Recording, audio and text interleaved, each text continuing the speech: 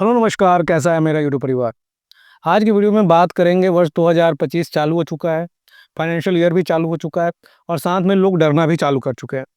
Bank के जब notice देखते हैं, जब बैंक उन्हें जिस तरह से आजकल ट्रीट कर रहा है, बैंक का तो क्या काम है कि आप पैसे नहीं दोगे तो आपको क्रिमिनल घोषित कर देते हैं और आपको इतना डरा देते हैं कि आपको जेल जाना पड़ेगा।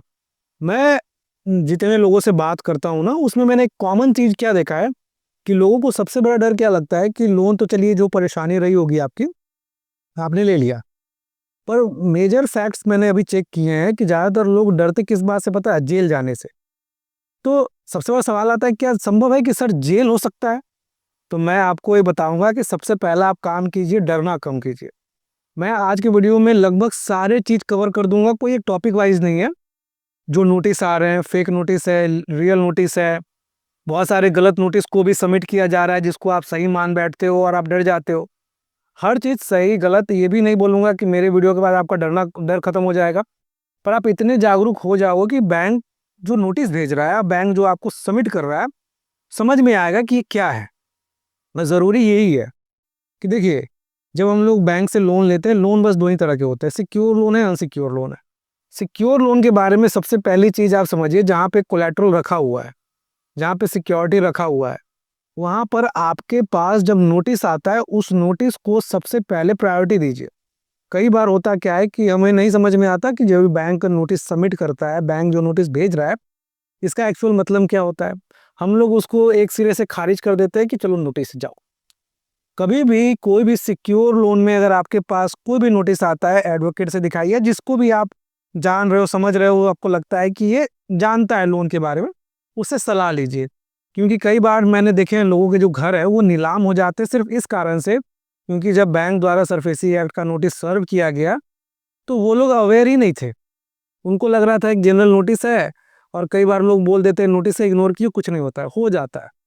देखिए क्या होता है कि आप सही टाइम पे अगर आप काम करते, देखिए सरफेसी एक्ट में 3 नोटिस होते हैं, 13(2), 13(4) और सेक्शन 14 का, जो कि डीएम नोटिस होता है जिसमें ऑक्शन होता है। और जब आपके पास 13(2) के नोटिस आए तभी एक्शन लीजिए, किसी से एडवाइस लीजिए, क्योंकि आपको बताएगा कि आगे क्या करना है। अब अनसिक्योर लोन की अगर हम बात करें, अनसिक्योर लोन में क्या होता है, जब आप पेमेंट कर रहे हो तो ठीक है, जब पेमेंट आप नहीं कर पा रहे हो तो उसमें सबसे बड़ी परेशानी क्या होती है, कि बैंक को यहाँ पे अधिकार है कि आप पे एनपीए के बाद आप पे लीगल एक्शन ले सकता है। तो यहाँ पर सबसे पहले डरना क्या है कि आपको एनपीए नहीं जाने देना है। अगर मान लीजिए गलती से एनपीए चला गया तो कोशिश कीजिए कि एनपीए से रिकवर कर पाए। और अनसिक्योर लोन में सबसे बड़ी चीज़ क्या होती है कि आपको क्लियर होना चाहिए कि इस ईएमआई को हम पे करेंगे, नहीं करेंगे। लोगों को मैंने देखा है कि थोड़ा-थोड़ा अमाउंट डाल रहे हैं। सबसे पहले एक चीज़ समझिए, जब हमें पता है कि हम लोन पेमेंट नहीं कर पाएँगे तो मत डालिए पैसे। तब उसको छोड़िए सेटलमेंट होने के लिए। क्योंकि आप जो एडिशनल पैसे डालते हो बैंक में, एनबीएफसी कंपनी में, कि मेरा कुछ भला हो जाए, वो पैसे से कुछ भला नहीं होता। वो पैसे सारे के सारे जो पैसे आप डालते हो एक्स्ट्रा चार्जेस में कट जाते हैं। क्रेडिट कार्ड हो या कोई भी अनसिक्योर लोन हो, देखिए समझना पड़ेगा, पहले हमें क्रेडिट कार्ड को पर्सनल लोन को बाँटना पड़ेगा। अगर हम क्रेडिट कार्ड लेके चलते हैं तो हमें ये मन में बैठाना होगा कि इसमें आर्बिट्रेशन होता है। और कोई पर्सनल लोन है, एजुकेशन लोन है, जहाँ पे आपका चेक या आईसीएस दिया है तो उसमें 25A या सेक्शन 138 का केस हो सकता है। इसके अलावा बहुत सारी चीज़ें इसमें नहीं होती है। जब ये सब चीज़ें होती नहीं है तो हमें इसकी चीज़ों के बारे में ज़्यादा ध्यान नहीं देना है। और सबसे बड़ा चीज़ क्या होता है कि कोशिश करें कि आप सही टाइम पे सलाह ले लें।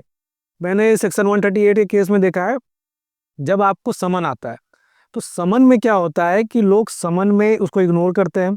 और समन इग्नोर करने के कारण क्या होता है कि यहाँ पे अरेस्ट वारंट तक आता है।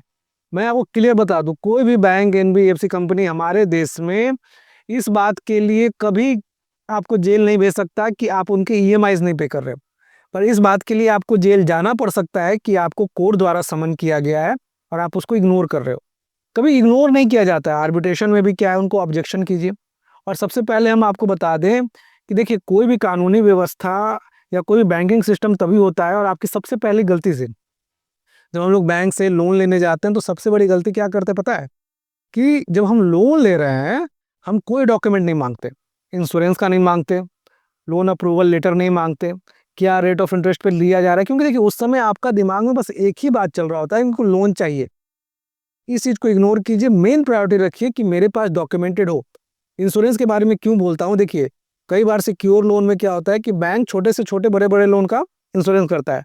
लोग इंश्योरेंस करवाते नहीं हैं, चाहते नहीं, पर इंश्योरेंस होता है।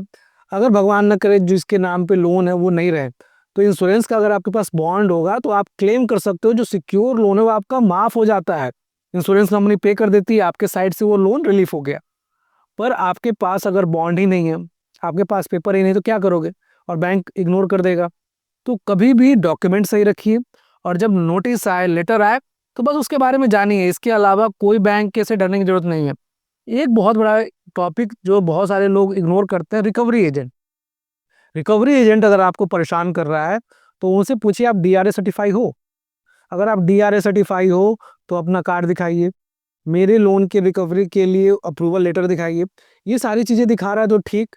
अगर ये नहीं दिखा रहा है और बदतमीजी कर रहा है तो इमीडिएट उनको लोकल थाने पे कंप्लेन कीजिए। ये छोटी-छोटी बातें अगर आप जानोगे तो 2025 में डरने की ज़रूरत नहीं, अवेयर होइए। और आपको लोन के बारे में ज़्यादा समझना है, डिस्कस करना है, स्क्रीन पे नंबर है। आप पर्सनली मुझसे अपॉइंटमेंट लेके बात कर सकते हैं, जहाँ पे हम आपके लोन से रिलेटेड प्रॉब्लम को सॉल्व करते हैं। जय हिंद, वंदे मातरम।